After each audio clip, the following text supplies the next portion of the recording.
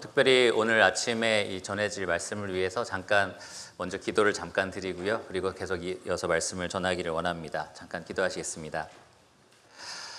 하나님, 참 질그릇 같은 주님의 종의 입술을 통하여 영광스러운 그리스도를 담아낸다는 것이 인간적으로는 참 불가능한 일이고 정말 우리가 도저히 할 수 없는 일입니다. 하나님께서 그러나 이 시간 오직 그리스도와 그분이 십자가에 달리신 것만 우리가 알게 하여 주시기를 원하고, 또 주님의 종의 티나 주름 같은 것들이 아니라 오직 성령의 능력과 나타나심으로 들려지는 말씀 가운데 주님께서 친히 주님의 영광을 드러내시고, 또 우리의 심령 가운데 말씀하시고, 또 우리 말씀을 우리 깊이 심으셔서 자라서 열매 맺도록 역사하여 주시기를 간절히 기도드립니다. 이 시간 온전히 주님께 의탁드리며 예수님 이름으로 기도드렸습니다. 아멘. 네, 오늘은 마가복음 2장 말씀을 전하겠습니다. 마가복음 2장 1절에서 12절 본문이고요. 오늘 이 본문을 통해서 죄를 사하는 권세라는 제목으로 하나님 말씀을 나누겠습니다. 죄를 사하는 권세입니다. 지난주에 저희가 말씀을 나눴던 것처럼 예수님께서 이 땅에 오셔서 선포하신 복음은 단지 여러 가지 질병에 걸린 사람들이 이 질병에서 노임받을 수 있다라는 소식을 뛰어넘는다라고 말씀을 드렸습니다. 혹은 악한 영, 귀신에게 시달림을 받았던 사람들이 마침내 그들에게서 노임을 받는다라는 것도 뛰어넘는다라고 말씀을 드렸어요. 그래서 예수님의 사역이, 이 중심적인 예수님의 사역이 축기나 치유가 아니었다라고 말씀을 드렸습니다. 주님은 자기를 찾아온 사람마다 다 고쳐주지 않으셨고요. 자기를 찾아온 사람들이 모여있다라는 소식을 들으신 후에 나는 이것을 위해서 왔다라고 하시면서 그들을 피하여 다른 동네로 가셔서 복음을 전하셨습니다. 예수님이 전하신 복음은 그냥 질병이나 악한 영에서 노임받는 복음이 아니라 그것을 일으킨 근본적인 원인, 바로 죄 자체를 없애기 위해서 내가 이 죄에서 너희를 영원히 놓아주겠다라는 그 복음을 전하셨던 겁니다. 한마디로 말하면 예수님은 죄 사함의 복음을 선포하셨습니다. 누구든지 나를 믿으면 너희는 죄 사함을 얻는다라는 좋은 소식, 가장 기쁘고 좋은 소식을 사람들에게 전했던 겁니다. 그런데 이런 질문이 생길 수 있어요. 예수님은 가는 곳곳마다 나를 믿으면 너희의 죄가 사해질 거야 라고 말씀을 하셨는데, 정작 그분에게 죄 사함의 권세가 있느냐라는 겁니다. 예수님이 계속 그것을 어떻게 보면 홍보하고 내가 그것을 해주겠다라고 약속을 하고 다니셨는데, 실제로 예수님께 죄를 사할 수 있는 권세가 있느냐라는 질문이 생기는 거죠. 왜냐하면 이 질문이 결국에는 예수님이 누구시냐라는 것을 묻기 때문에 그렇습니다. 죄를 사하는 권세가 누구에게만 있기 때문에 그렇죠? 오직 하나님께만 있기 때문에 그렇습니다. 수년 전에 이 천주교에서 교황이 앞으로 몇 월부터 몇 월까지 내가 특별한 권세를 각 세계에 있는 추기경들에게 내려줄 텐데, 이 기간 동안 누구든지 그 추기경들에게 혹은 이 성당에 있는 그 사제들에게 가서 고해성사를 하면 그 죄는 사해집니다 라고 선포를 했습니다. 그런다고 죄가 사해지나요? 그렇지 않습니다. 왜냐하면 교황은 하나님이 아니니까요. 추기경과 사제도 하나님이 아니기 때문에 그렇습니다. 죄를 사하는 권세는 오직 하나님께만 있습니다. 그래서 예수님이 죄사함의 복음을 선포하고 다녔을 때에 질문이 생기는 거예요. 이분은 과연 누구시길래 죄를 사해준다라는 약속을 이렇게 하고 다니실 수 있는 것인가? 예수님 전에 왔던 위대한 랍비들도 많았습니다. 뛰어난 지혜로, 지식으로 이 율법을 가르쳤던 랍비들도 굉장히 많았고요. 예수님 전에 왔었던 뛰어난 선지자들도 많았습니다. 대단한 기적과 이적을 행했던 선지자들도 굉장히 많았습니다. 그런데 죄를 해결할 수 있는 사람, 죄를 용서할 수 있는 권세를 가진 사람은 아무도 없었습니다. 오직 하나님만 그 일을 하실 수 있기 때문에 그렇습니다. 그래서 예수님께 정말 죄를 사할 수 있는 권세가 있는가라는 이 질문은, 예수님은 그러면 단지 사람이신가, 뛰어난 랍비 선지자에 불과한 사람이신가, 아니면 죄를 사할 권세가 있으신 하나님이신가라는 예수님에 대한 질문이기도 합니다. 이 질문에 대한 대답을 오늘 이 본문 마가복음 2장 1절에서 12절에 사건이 답합니다.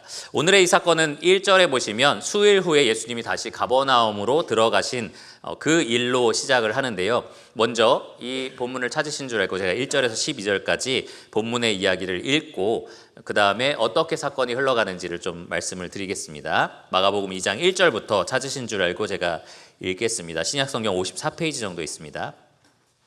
수일 후에 예수께서 다시 가버나움에 들어가시니 집에 계시다는 소문이 들린지라 많은 사람이 모여서 문 앞까지도 들어설 자리가 없게 되었는데 예수께서 그들에게 도를 말씀하시더니 사람들이 한 중풍병자를 네 사람에게 메워 가지고 예수께로 올세 무리들 때문에 예수께 데려갈 수 없으므로 그 계신 곳에 지붕을 뜯어 구멍을 내고 중풍병자가 누운 상을 달아내리니 예수께서 그들의 믿음을 보시고 중풍병자에게 이르시되 작은 자야 너의 죄사함을 받았느니라 하시니 어떤 서기관들이 거기 앉아서 마음에 생각하기를 이 사람이 어찌 이렇게 말하는가 신성모독이로다 오직 하나님 한 분 외에는 누가 능히 죄를 사하겠느냐 그들이 속으로 이렇게 생각하는 줄을 예수께서 곧 중심에 아시고 이르시되 어찌하여 이것을 마음에 생각하느냐 중풍병자에게 너의 죄사함을 받았느니라 하는 말과 일어나 너의 상을 가지고 걸어가라 하는 말 중에서 어느 것이 쉽겠느냐 그러나 인자가 땅에서 죄를 사하는 권세가 있는 줄을 너희로 알게 하려 하노라 하시고 중풍병자에게 말씀하시되 내가 너에게 이르노니 일어나 너의 상을 가지고 집으로 가라 하시니 그가 일어나 곧 상을 가지고 모든 사람 앞에서 나가거늘 그들이 다 놀라 하나님께 영광을 돌리며 이르되 우리가 이런 일을 도무지 보지 못하였다 하더라. 이 이야기는 여기 앉아있는 주일학교 학생들도 아마 유초등부 안에서 여러 번 들었던 이야기고요. 아마 어르신들도 여기 이 성경 본문을 제가 읽어드렸을 때에 사람들이 지붕을 뚫고 병자들을 내리고 예수님이 병을 고쳐주시는 이런 장면들이 아마 기억이 나실 겁니다. 예수님은 나병 환자를 고쳐주심으로써 이 나병 환자가 돌아다니면서 예수님에 대한 소문을 냈거든요. 그래서 이 동네로 들어가실 수가 없었습니다. 계속 한적한 곳에만 계셔야 됐었어요. 그랬는데 이제 수일이 지나서 이제는 다시 그 집으로 들어가실 수 있게 된 거였습니다. 그래서 아마도 이 베드로의 집으로 돌아가게 되셨을 겁니다. 그 집으로 들어갔는데 그 소문이 2절에 보시면 순식간에 이 동네에 다시 퍼지게 됩니다. 예수라는 사람이 다시 그 집으로 왔다라는 소문이 난 거죠. 그래서 많은 사람이 모여들었는데 문 앞까지도 들어설 자리가 없을 정도가 됐습니다. 여러분 주보에 보시면 상상할 수 있는 그런 그림이 챗 GPT에 의해서 그려졌습니다. 그래서 약간의 상상력을 발휘한 그림이에요. 예수님 엄청 크고 사람들은 작잖아요. 그렇죠? 그런데 어쨌든 이 정도로 완전히 집이 가득 찼다라고 보시면 됩니다. 온 마을 사람들이 다 왔을 정도로 이 입구부터 들어갈 자리가 없었고요. 안에는 뭐 이미 예수님과 사람들로 가득 차 있을 뿐만 아니라 바깥도 사람들이 아마 이렇게 둘러싸고 있었을 거고요. 지붕에도 사람들이 좀 올라와 있는데 들리는 소리를 듣기 위해서 아마 위에 올라간 사람들도 있었을지도 모릅니다. 보통 유대인의 집이 바깥에 사다리나 계단으로 이렇게 지붕에 올라갈 수 있는 구조로 되어 있었기 때문에 많은 사람들이 어떻게든 하여튼 예수님이 하시는 말씀, 하시는 일을 경험하기 위해서, 보기 위해서 몰려들었을 겁니다. 예수님은 이들에게 이 땅에 오신 목적 그대로 도를 전파하셨습니다. 무슨 도냐? 바로 죄사함의 복음에 대한 말씀을 전하셨을 겁니다. 그럴 때에 바로 이 사건이 일어났는데요. 사람들이 한 중풍병자를 네 사람에게 메워가지고 예수님께로 가까이 온 겁니다. 아마도 자기가 사랑하는 사람, 지인이 이 중풍병을 알았을 거예요. 날 때부터 이 병을 알았을 수도 있고, 아니면 사고로 다쳤을 수도 있습니다. 중요한 것은 여러 가지 노력을 했지만 이것은 절대로 나을 수 없는 병이다라는 게 분명했던 거예요. 얼마나 오랫동안 알았는지도 알 수 없지만 중요한 것은 절대로 치유가 불가능하다라는 생각을 가졌을 겁니다. 환자도 그렇고요. 이 네 사람도 그런 생각들을 가졌을 겁니다. 그런데 예수님이면 낫게 하실 수 있겠다라는 믿음이 이들에게 있었던 겁니다. 여러분이 이 네 사람이라고 생각해 보시고 여러분이 사랑하는 환자를 이분에게만 데려간다면 반드시 나을 수도 있어라는 믿음을 가지신 거죠. 그리고 이렇게 이 사람들이 있는 곳, 예수님이 있다라고 소문이 들렸는데 그 소문에 따라서 이 집을 방문한 겁니다. 그런데 와보니까 여러분 주보에 있는 그 그림처럼 사람들이 완전 가득 찬 거예요. 만일 여러분들이 정말 예수님이 병을 고칠 수 있다라는 믿음이 부족하다면 그 인파를 뚫고 들어가야겠다는 생각을 하시겠습니까? 아니면 아유 이렇게 사람이 많은데 그냥 돌아가자라는 생각을 하시겠습니까? 예, 돌아가자라고 생각을 하시겠죠. 이렇게 많은 사람을 우리가 해치고 이 안으로 들어간다는 것은 정말 불가능하다라는 생각을 하실 겁니다. 그러나 예수님은 고치신다라는 믿음이 이들에게 있었기 때문에 그들은 그 일을 감수합니다. 이 환자를 데리고 지붕 위로 올라간다는 것, 뭐 계단은 조금 더 편리했겠지만 사다리를 이용한다라고 한다면 얼마나 불편합니까? 그렇죠? 내 다리가 불편한데 이 2층으로 올라오는 것만 해도 힘들죠. 그런데 아예 걸을 수 없는 환자를 데려다가 이 지붕 위로 사다리를 타고 올라간다는 것 정말로 어려운 일이고 수고스러운 일입니다. 만약에 예수님이 이 병자를 고치실지 고치지 못하실지 모르겠다라고 생각했다면 그러한 수고를 감수하지 않았을 겁니다. 그런데 이들은 그만한 믿음이 있었던 거예요. 그만한 믿음을 가지고 그 수고를 감수했습니다. 지붕 위에 올라가면 여기 이 당시에 유대인들이 거주했던 지붕은 여러분 그 그림에도 잠깐 나오지만 나무로 된 들보가 이 가로와 세로로 이렇게 짝을 맞춰서 이렇게 일반적인 기둥을 형성을 하고요. 거기에 이제 가시나무나 뭐 엉겅퀴나 이러한 나뭇가지들로 채웁니다. 그리고 나서 그대로 그렇게 살면은 빗물이 다 들어오겠죠. 그러니까 진흙이나 점토로 포장을 하는 방식으로 그렇게 지붕을 평평하게 만들었습니다. 아마 거기에 뭐 고추도 널고 뭐 야채도 널고 뭐 이런 식으로 했을 거고요. 여기가 베드로의 집이었다면 뭐가 있었겠어요? 예, 그물도 있고 낚싯바늘도 있고 뭐 그랬을 겁니다. 그러니까 아마도 이 중풍병자를 내릴 만한 그런 도구들이 그 위에 있었을 거다라고 우리가 생각할 수 있어요. 그런데 지붕이 지금 있잖아요. 예수님께 내리려면 어떻게 해야 되는 겁니까? 이 지붕을 뜯어내야 되는 겁니다. 아까 말씀드린 것처럼 점토와 흙 같은 것으로 포장이 단단하게 돼 있다면 어떻게 해야 되는 거예요? 날카로운 삽이나 이런 것들로 지붕을 진짜로 파내야 되는 겁니다. 파내야 이 지붕의 그 공간이 열리는 겁니다. 그래서 여기 지붕을 뜯다라는 단어가 원어로는 파내다라는 의미를 갖습니다. 실제로 이 사람들이 지붕을 파낸 겁니다. 저희가 지금 이 말씀을 전하고 있는 이 순간에 이 구멍이 위에 뚫리고 있다고 한번 생각해 보세요. 우리가 그 사람들에게 청구해야겠죠. 어떻게 이 주일 예배 시간에 이런 짓을 할 수 있느냐? 나는 너를 경찰에 고발하겠다. 이런 해코지를 당할 수도 있고요. 그리고 그들에게 이 비용을 청구할 수도 있을 겁니다. 이들은 그것을 감수한 거예요. 이 사람들에게 손가락질 당할 것, 비방당할 것, 그리고 이 지붕을 나중에 보수해 줘야 되는 것, 이 모든 것들에 대해서 감수를 한 겁니다. 만약에 예수님이 이 병자를 고치실 수 있겠다라는 믿음이 그만큼 없었다면 절대로 하지 않을 일입니다. 그런데 그 믿음이 있었기 때문에 그들은 지붕을 파내서 구멍을 내고 그 모든 잔지들이 밑에 있는 사람들에게 떨어지면서 아마 눈살을 찌푸렸을 텐데 그런 것들을 모두 감수하고 예수님께 이 병자를 내렸습니다. 예수님이라면 이 병자를 반드시 고치실 수 있겠다라는 믿음을 가졌던 겁니다. 그래서 5절에 보시면 예수님은 그들의 믿음을 보셨다라고 이야기합니다. 예수님이 모든 과정을 보신 거예요. 밖에서부터 이 안으로 침투할 때까지 그 사람들이 가지고 있었던 모든 믿음을 예수님은 지켜보셨습니다. 그리고 이 말씀에 정확하게 기록되어 있지 않지만 저는 예수님의 마음이 여기에서 느껴졌어요.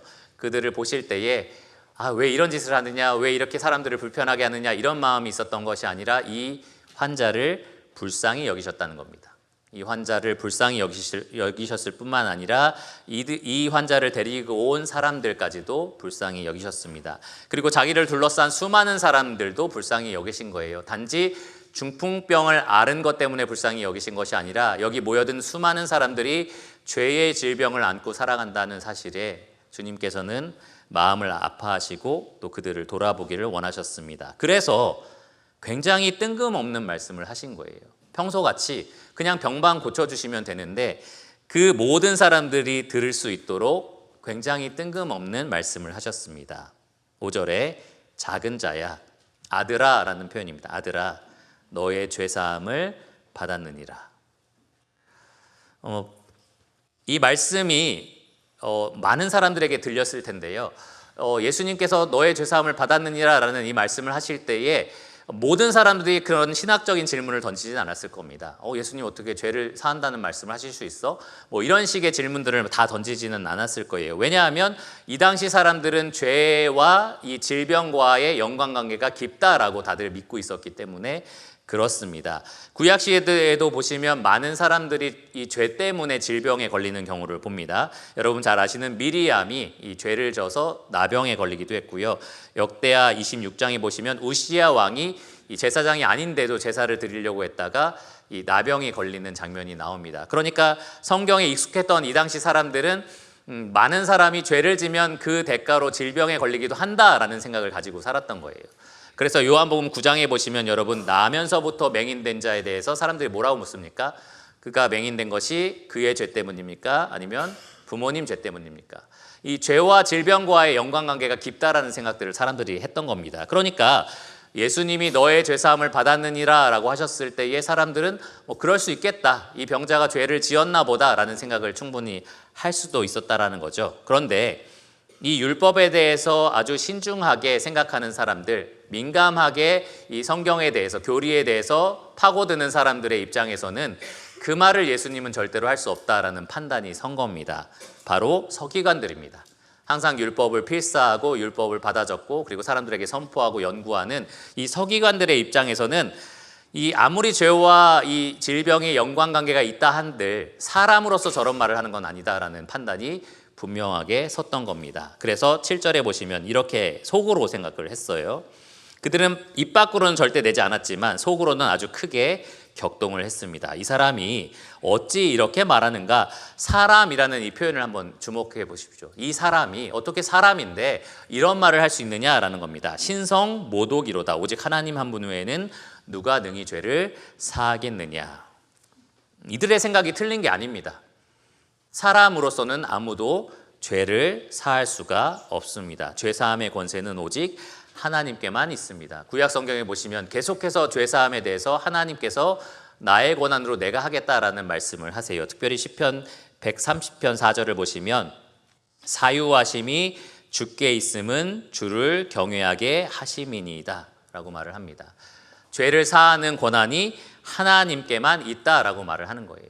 오직 죄를 사하는 권한은 하나님께만 있는 겁니다. 그런데 그 권세를 마치 자기가 가지고 있는 것처럼 너의 죄사함을 받았다라고 이렇게 확실하게 선언하는 것, 이것은 진짜 사람으로서는 할 수 없는 일이다.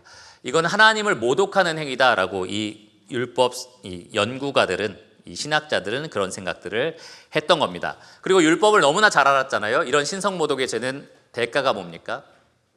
사형입니다. 그런 사람들을 돌로 쳐서 죽이라라고 레위기 말씀에 기록되어 있습니다. 그러니까 이들은 말로 하진 않았지만 예수님을 죽일 듯이 아마 쳐다봤을 거예요. 죽일 듯이 아마 그 마음속에 분노하면서 생각했을 겁니다. 어떻게 네가 사람으로서 그런 말을 할 수 있느냐라는 생각을 했던 거예요. 만일 예수님이 사람이었다면 그들의 판단이 옳습니다. 예수님은 그런 말을 하지 말았어야 돼요. 그런 말을 하는 것은 신성모독의 죄가 맞습니다. 아주 엄격하게 그 죄를 처벌한다면 예수님은 진짜로 그 자리에서 돌로 맞아서 죽는다고 한들 잘못된 일이 아니었다라는 거예요. 그런데 만일 예수님이 하나님이시라면 예수님은 충분히 그 말씀을 하실 수가 있는 거였습니다. 두 가지 면에서 그렇습니다. 첫 번째로는 죄사함의 권세 때문에 그렇고요. 두 번째로는 죄사함의 근거 때문에 그렇습니다. 우리도 사람도 우리에게 잘못한 사람에 대한 죄를 용서할 권한이라는 게 주어집니다. 만약에 여러분 중에 저에게 무언가 잘못한 일이 있다, 뒤에 나가보니까 제 차를 누가 박았다라고 생각 한번 해보세요. 그러면 제가 그 사람에게 괜찮아요, 괜찮습니다 라고 말할 수 있는 권한이 있는 거죠. 그런데 뒤에 나가보니까 제 차가 아닌 다른 사람의 차를 다른 성도님이 박은 겁니다. 그런데 제가 가서 괜찮아요 라고 말할 수 있나요? 제가 그렇게 말해도 되나요?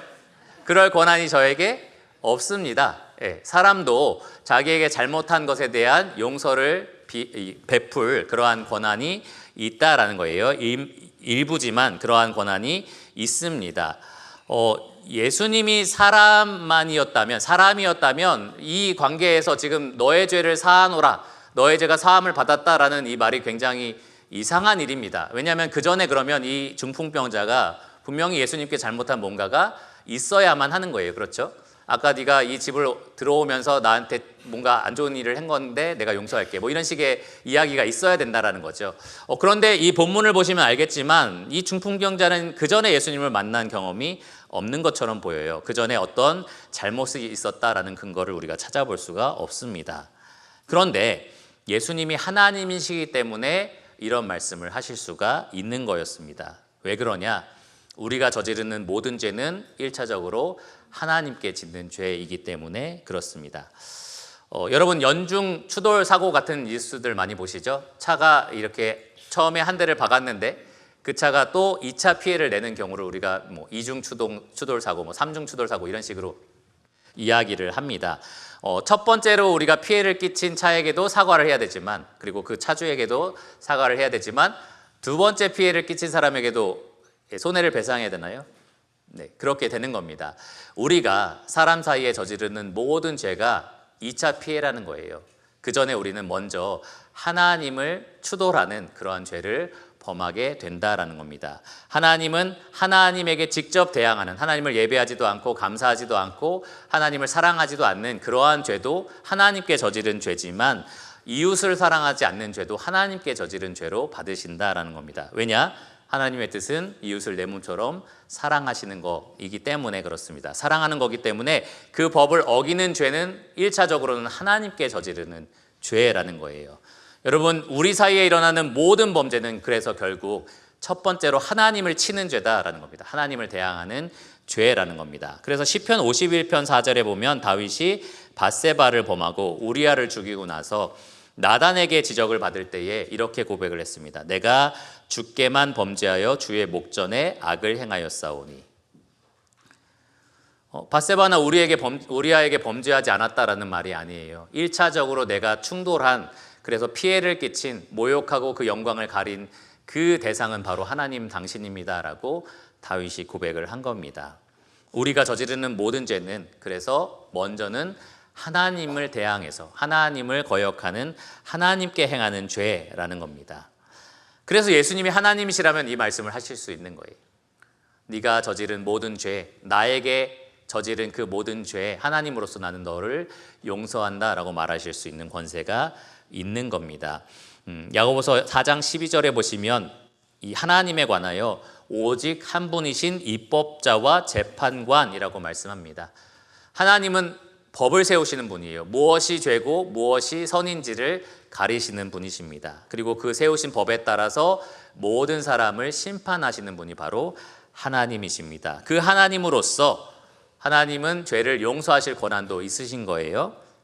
이 예수님은 그 하나님의 권한으로서 이 죄인에게, 중풍병자에게 너의 죄를 내가 사한다라고 말씀하실 수 있었던 겁니다. 두 번째로는 이 죄의 근거입니다. 죄사함의 근거. 우리도 서로 간에 어떤 잘못을 저지를 때 내가 너를 용서할게 라고 이야기를 합니다. 근데 그 용서할게 라는 말에 무엇이 들어있냐 하면은 이 죄 때문에 일어난 모든 피해들을 내가 감수할게 라는 게 들어있습니다. 그러니까 상대방이 나에게 용서해달라고 말했을 때 그래 용서할게 라고 우리가 대답을 해주잖아요. 그런다고 우리 마음속에 쓴뿌리가 안 올라오나요? 올라오죠. 과거의 기억들이 안 떠오르나요? 떠오르죠.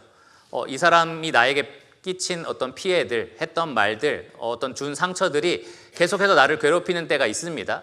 계속 지속될 수도 있지만 종종 그렇게 올라올 수도 있는 거예요. 그런데 내가 용서할게 라고 말하는 순간 사실은 그 모든 결과물들을 내가 감수하겠다라는 말을 하는 겁니다. 내가 그것을 스스로 감수하겠다. 너는 더 이상 그것을 갚을 필요가 없다. 나는 너를 용서했다라는 말이 우리 사이에도 일어난다는 거죠.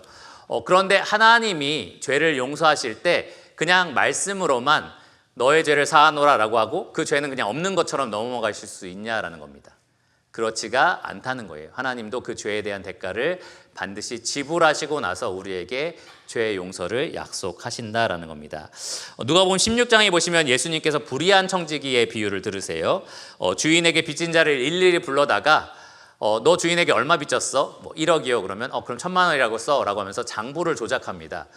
그러면서 이 사람이 이 빚진 사람들에게 호의를 얻고자 노력을 했던 거죠. 근데 예수님이 우리 죄의 빚을 탕감해 주실 때, 용서해 주실 때 절대로 이렇게 불의한 방법으로 용서하실 수 없다라는 겁니다. 너 죄 없는 셈 쳐줄게 라는 식으로 조작하면서 그렇게 죄를 용서해 주시지 않으신다라는 겁니다. 우리 사이에 있는 것도 우리가 감수해야 되는 것처럼 하나님과 우리 사이에 있는 죄의 문제도 하나님께서 감수하신다라는 거예요.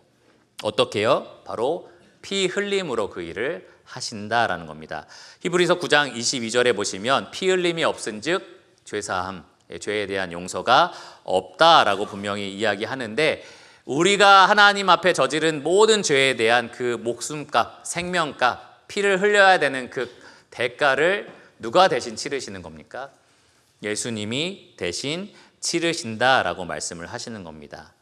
예수님이 지금 이 중풍병자에게 너의 죄사함을 받았느니라 라고 말씀하실 때 사실은 그 안에 무엇이 들어있는 거냐면 그 죄값을 내가 치르겠다라는 말씀이 들어있는 겁니다. 그 약속이 들어있는 거예요. 내가 너의 죄값을 치를 거니까 너의 죄는 사해진다라고 지금 말씀을 하시는 겁니다.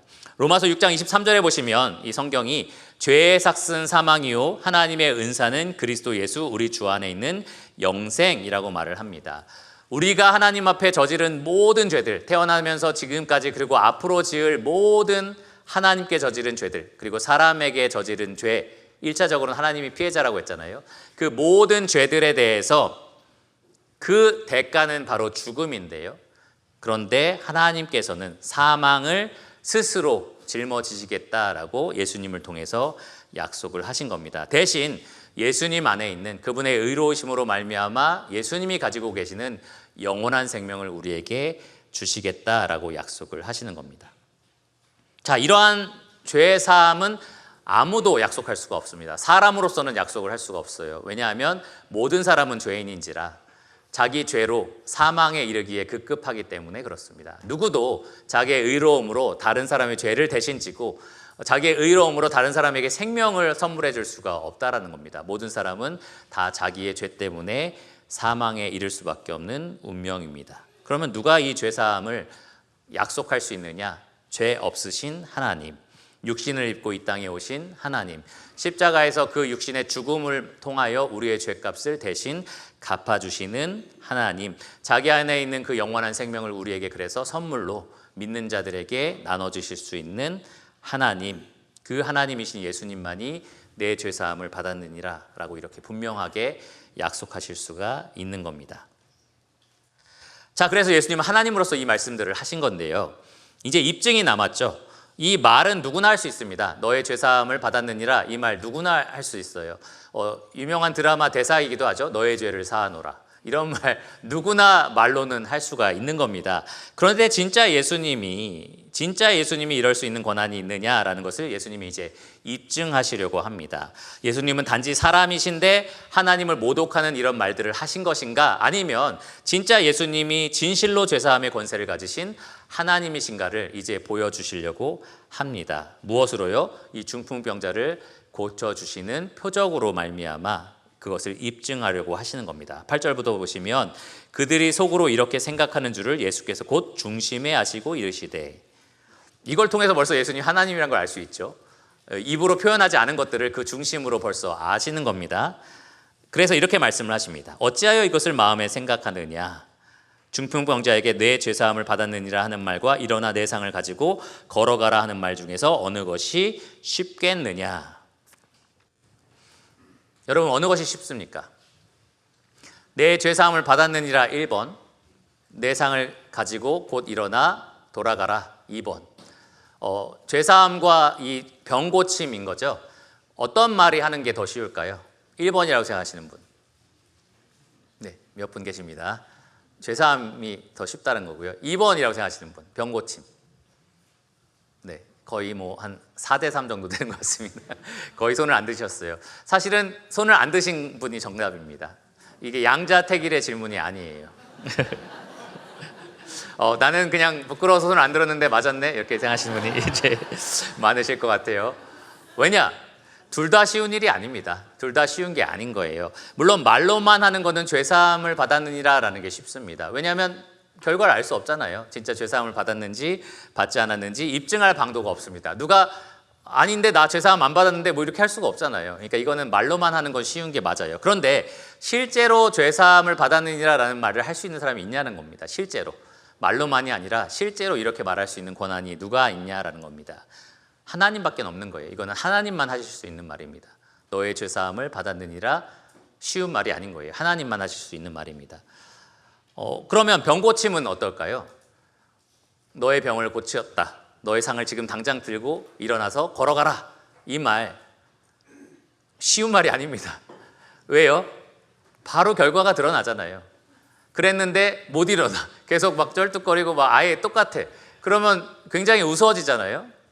이 사람은 정말 하나님을 모독하는 말을 했네. 이런 이야기를 듣게 되는 겁니다. 그러니까 이것은 말로도 하기도 쉽지 않고 정말 나에게 그런 권세가 있지 않는 한 이것도 말로 하기 쉽지 않은 겁니다. 그러니까 둘 다 하나님이 아닌 이상 말할 수가 없는 말이다라는 거예요. 무엇이 더 쉬우냐의 문제가 아니고요. 사실은 하나님이 아니라면 둘 다 할 수 없는 어려운 말이라는 겁니다. 그래서 예수님은 여기까지 사람들의 마음을 모으시고서 병을 고쳐주심으로써 내가 바로 병도 고치고 죄도 사할 수 있는 하나님이다라는 것을 분명하게 보여주시는 겁니다. 10절에 보시면 그러나 인자가 땅에서 죄를 사하는 권세가 있는 줄을 너희로 알게 하려 하노라. 지금까지 내가 이야기하고 앞으로 이 병을 고치는 목적이 바로 여기에 있다라고 하시는 거죠. 내가 죄를 사하는 권세를 가진 하나님인 것을 너희에게 알리려고 한다라고 말씀을 하시는 겁니다. 이것이 치유의 목적이었어요. 그리고 나서 예수님은 곧바로 11절에 보시면 이 병자에게 내가 너에게 이르노니 자신의 권위를 들어서 말씀하십니다. 보통 이 선지자들 사도들은 예수 그리스도의 이름으로라는 말을 했잖아요. 자기들의 권한이 아닌 거예요. 이 병고침의 권한이 이 권세가 자기들에게서 나온 게 아닌 겁니다. 예수님의 이름으로 하나님의 능력으로 그들이 병자를 고쳤던 거예요. 그런데 예수님은 이렇게 말씀하실 수 있는 분인 겁니다. 내가 너에게 이른다. 왜 이렇게 말씀하실 수 있는 거죠? 예수님이 누구라서? 하나님이라서 이렇게 말씀하실 수 있는 겁니다. 내가 너에게 이르노니 일어나 너의 상을 가지고 집으로 가라. 그랬더니 말씀하신 그대로 이 병자가 바로 그 자리에서 일어나서 상을 가지고 모든 사람 앞에 나갑니다. 12절에 보시면 곧 상을 가지고 라고 되어 있어요. 마가가 좋아하는 표현입니다. 바로 즉시 일어나는 사건에 대해서 이야기합니다.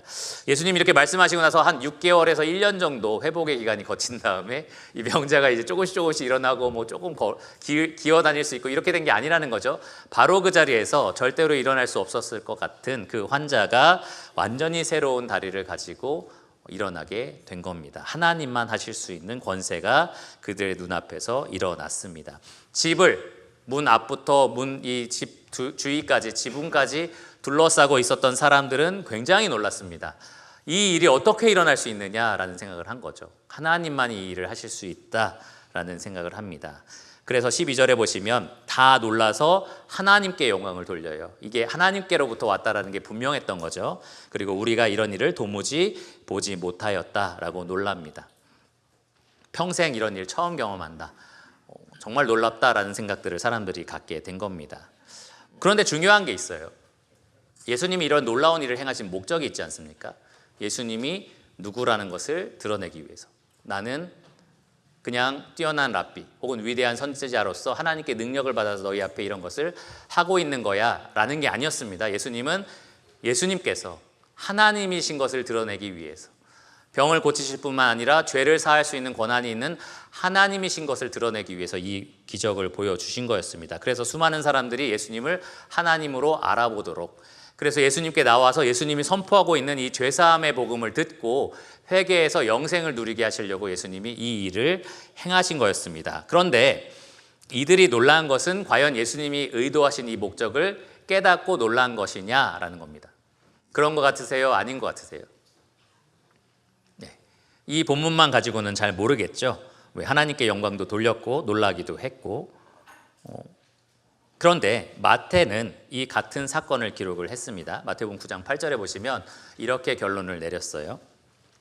무리가 보고 두려워하며 이런 권능을 누구에게 주신? 여기 사람에게 주신 하나님께 영광을 돌리니라. 예수님을 누구로 본 거예요? 사람으로 본 겁니다. 예수님은 여전히 사람이었던 거예요. 그들 앞에서 굉장히 위대한 선지자로서 많은 표적과 이적을 행했던 그러한 수많은 선지자들 중에 한 사람에 불과한 존재로 본 겁니다. 뛰어난 랍비일 수도 있고 예수님은, 그리고 위대한 선지자일 수도 있지만, 그리고 그들이 기다렸던 메시아일 수도 있지만 예수님은 절대로 그들에게 하나님은 아니셨던 겁니다. 그래서 그들은 예수님께 예수님만 할 수 있는, 하나님으로서 예수님만 할 수 있고 예수님이 약속하고 계시고 지금 복음을 통해서 내가 너희를 위해서 이렇게 하기를 원한다라고 지금 계속해서 선포하고 계시는 죄사함을 예수님께 구하지 않는 겁니다. 예수님께 회개해서 영생을 달라고 그들은 구하지를 않았습니다.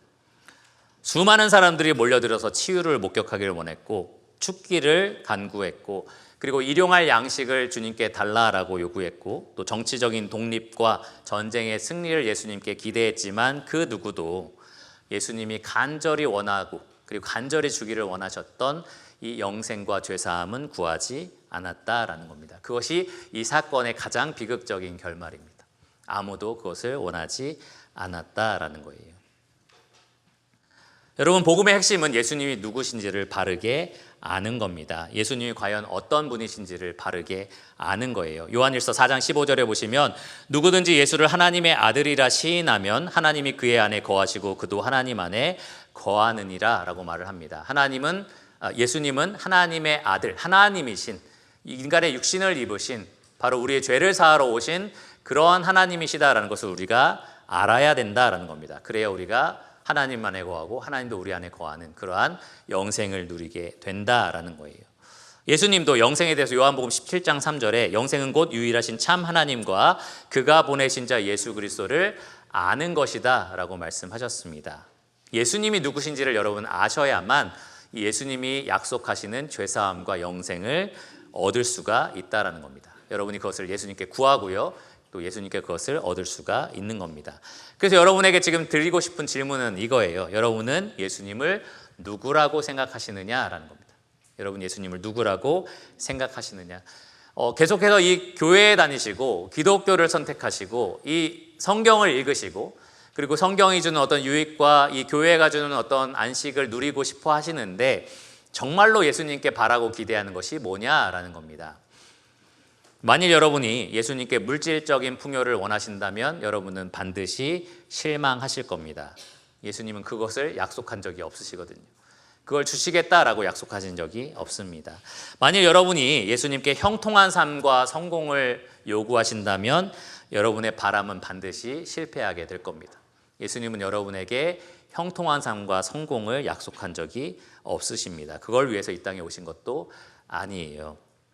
만일 여러분이 단지 외로울 때 예수님이 나의 힘이 되고 그리고 힘들고 고통스러울 때 위로와 격려가 되었으면 좋겠다, 그래서 예수님을 찾고 계시다면 여러분은 곧 예수님에게 절망하게 되실 겁니다.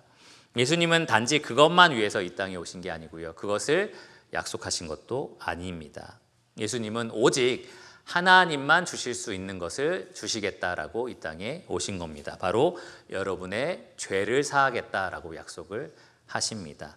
여러분이 태어나서 지금까지 하나님께 저지른 수많은 죄들, 하나님을 마땅히 감사해야 되는데 감사하지 않고, 사랑해야 되는데 사랑하지 않고, 영광 돌려야 되는데 영광 돌리지 않는 죄들, 그리고 여러분이 살면서 지금까지 그리고 앞으로 지을 수많은 사람들과의 있는 죄들, 1차적으로는 하나님을 충돌한 죄잖아요. 그 모든 죄들에 대해서 하나님은 여러분들을 영원히 용서해 주기 원하십니다. 예수님이 그것을 약속하기 위해서 단지 입술로만, 말로만이 아니라 자기 목숨값을 내어줌으로 여러분의 죄값을 치르고 그리고 여러분의 죄를 사하기 위해서 예수님은 이 땅에 오신 겁니다.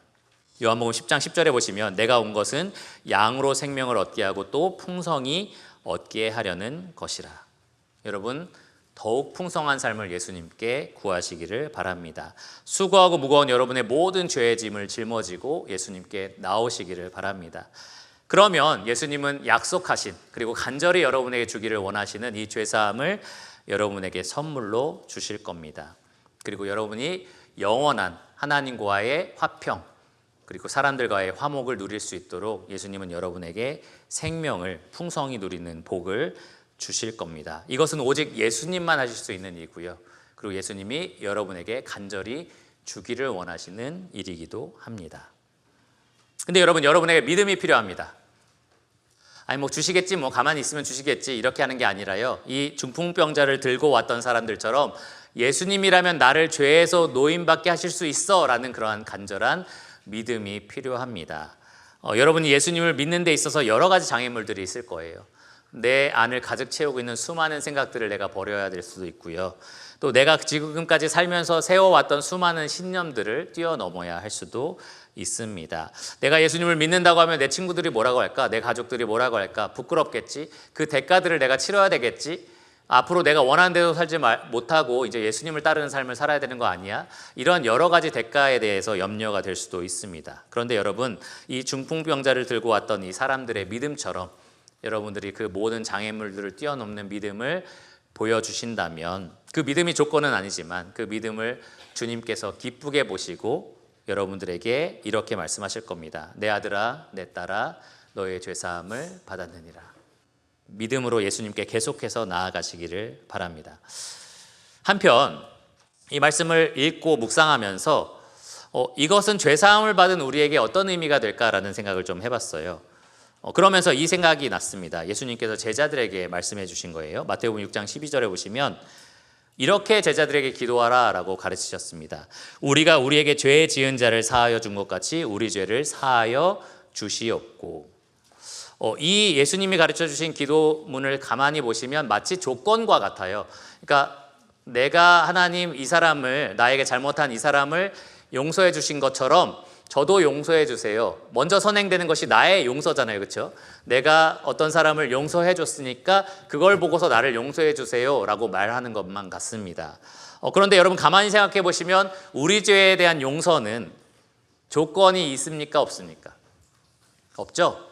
단번에 영원히 우리는 용서를 받았습니다. 믿음으로 우리는 용서를 받은 거예요. 십자가에서 예수님께서 이미 그 죄값을 다 치르신 겁니다. 그러니까 예수님이 가르쳐 주신 이 기도문은 보이기에는 그렇게 보이지만 사실은 어떤 거냐? 예수님께서 우리 죄를 용서하신 그 죄사함의 권세와 능력을 힘입어서 우리가 우리에게 죄 지은 자를 용서하게 해주세요 라는 기도입니다.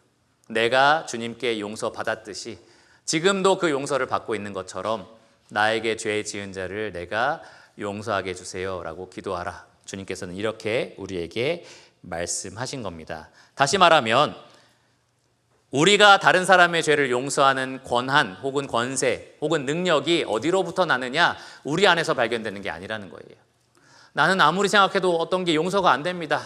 나는 어떤 말들이 있어서 나에게 너무 큰 상처가 돼서 이건 죽어도 용서하지 못할 것 같아요 라는 게 있을 겁니다. 그런데 우리 안에서 그 능력을 찾는 게 아니라는 거예요. 우리 안에서 그 권한을 찾을 수 있는 게 아니라는 겁니다. 누구에게서 얻는 거냐 하면 바로 우리를 이미 용서하신 그 예수 그리스도의 용서의 능력과 권세로부터 우리가 그 힘을 얻는 거다라는 겁니다. 그래서 에베소서 4장 32절에 보면 이렇게 성도들에게 하나님께서 말씀을 하셨어요. 서로 친절하게 하며 불쌍히 여기며 서로 용서하기를 하나님이 그리스도 안에서 너희를 용서하심과 같이 하라. 우리가 저지른 모든 죄가 하나님의 영광을 가렸고요. 우리가 하나님의 이름을 모독했고요. 우리가 하나님의 마음을 상하게 했습니다. 그런데 하나님은 우리를 불쌍히 여기셨어요. 그 죄에 대한 대가를 우리가 치르게 하지 않으시고요. 자기 아들을 보내서 그 자기 아들의 피값으로 우리의 모든 죄를 용서하셨습니다. 우리에게 친절을 베푸셨고요. 우리를 불쌍히 보셨고요. 그리고 우리를 영원히 용서하시겠다라고 약속을 하신 겁니다. 그 용서를 받은 우리는 서로를 친절하게 대할 수 있고요. 그리고 서로를 불쌍히 여길 수 있고요. 그리고 서로를 용서할 수가 있는 겁니다. 근데 용서가 쉽지 않아요. 그렇죠? 여러분 용서가 쉽습니까? 어떤 분들은 아직까지 그렇게 용서하기 어렵다 할 만한 일을 안 겪으신 분들도 있을 거예요. 뭐 여기 어린아이들 주일학생들도 앉아있지만 없는데요. 뭐 애가 뭐 내 거 물건 먹은 거 뭐 가져간 거 이거밖에 없는데요. 뭐 이런 거밖에 없고 아직까지는 크게 그렇게 상처받은 일이 없다라고 생각할 수도 있는데요. 연세 있으신 분들은 아마 삶을 돌이켜 보시면 정말 그 일은 큰 상처였어라는 일들이 아마 있으실 겁니다. 그리고 모든 사람에 대해서 괜찮은데 각각 사람들마다 아킬레스건 같은 관계들이 있어요. 내가 다 용서는 하는데 내 엄마는 용서 못하겠어. 내 아빠는 용서 못하겠어. 대부분의 이 중요한 그 어떤 뭐라 그러죠, 후보자들이 뭐 내 남편이겠죠. 내가 다 용서하는데 남편은 용서 못하겠어. 이런 아킬레스건 같은 사람들이 있어요. 용서가 잘 안 되는 겁니다. 주님이 나를 용서하신 거 알고 내가 하나님 앞에 그 아들의 피값으로 용서받은 거 다 아는데 나는 그것을 용서하는 게 참 어렵다라는 생각이 드는 겁니다. 그런데 골로새서 3장 15절에 보면 이런 말씀이 있습니다. 우리 사이에 있는 그 평강에 대한 말씀이거든요. 우리가 어떻게 화목하게 지낼 거에 대한 말씀입니다. 같이 한번 읽어볼까요? 앞에 나오는데 골로새서 3장 15절입니다. 시작. 그리스도의 평강이 너희 마음을 주장하게 하라. 너희는 평강을 위하여 한 몸으로 부르심을 받았나니. 네, 감사합니다.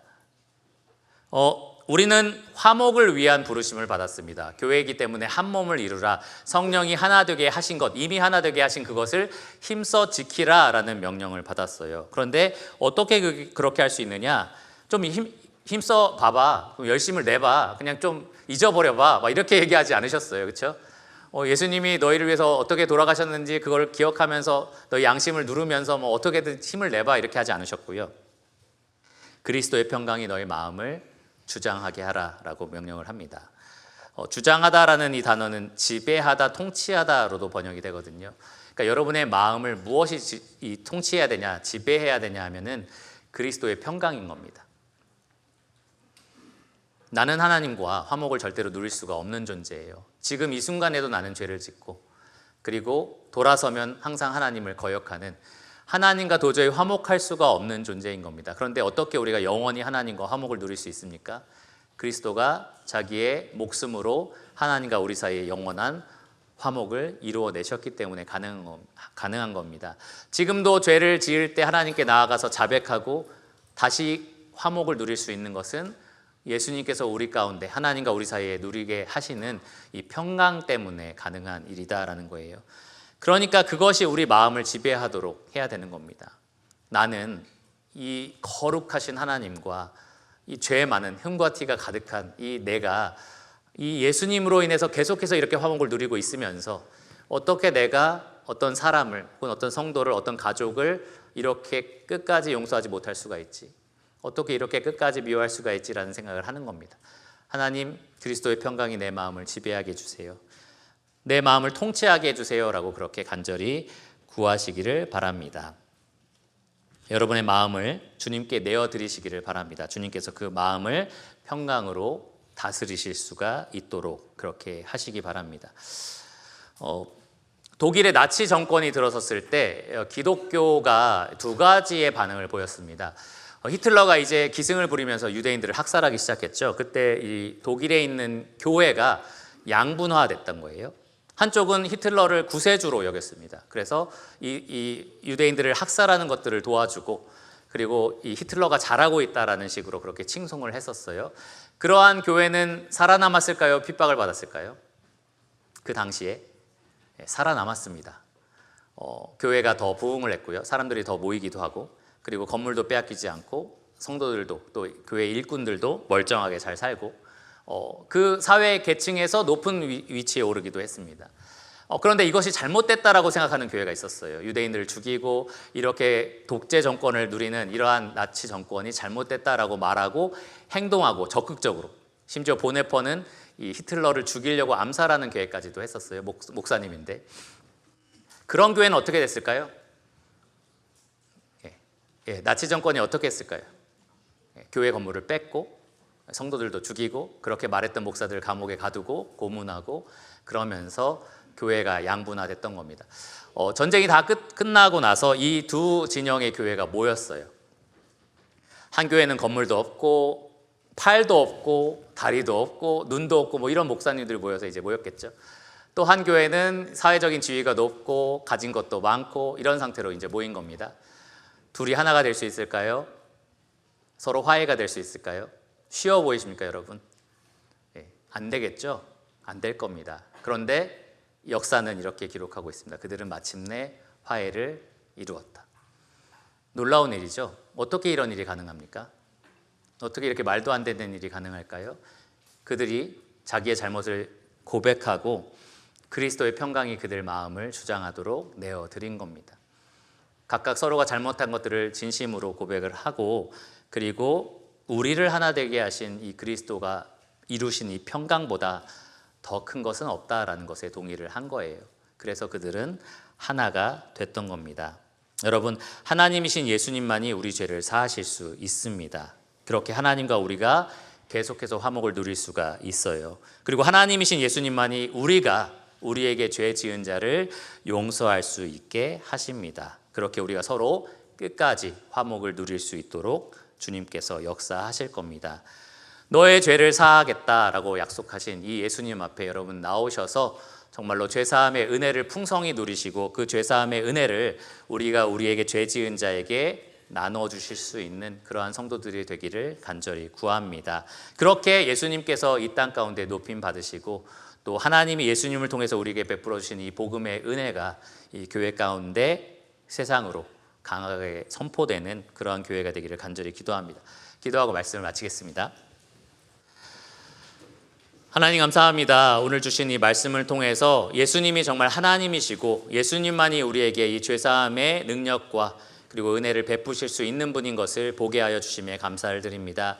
이 당시 수많은 사람들이 예수님이 하고자 하셨던 일들을 보지 못하고 또 알지 못하고, 그래서 믿지 못했지만 주님, 이 가운데 그것을 알고 보고 믿는 사람들이 있습니다. 주님, 그리스도께서 이루신 그 평강을 맛보고 있는 우리 가운데 그 평강을 온전히 누리게 하여 주시기를 간절히 구합니다. 주님, 이 가운데 그리스도가 하나님이신 것을 아직 모르는 분들이 있습니다. 아직 믿지 않는 분들이 계십니다. 그들에게 정말 더 큰 믿음을 주셔서 예수님이 하나님으로서 그들의 모든 죄값을 치르고 그들에게 하나님과 영원한 화목 그리고 생명을 누릴 수 있는 그러한 은혜를 주기를 원하신다는 것을 그들로 알게 하시고, 그리고 구하게 하시고, 그리고 그 놀라운 복음의 은혜를 얻게 하여 주시기를 간절히 구합니다. 모든 것을 예수님 이름으로 감사하며 기도드렸습니다. 아멘.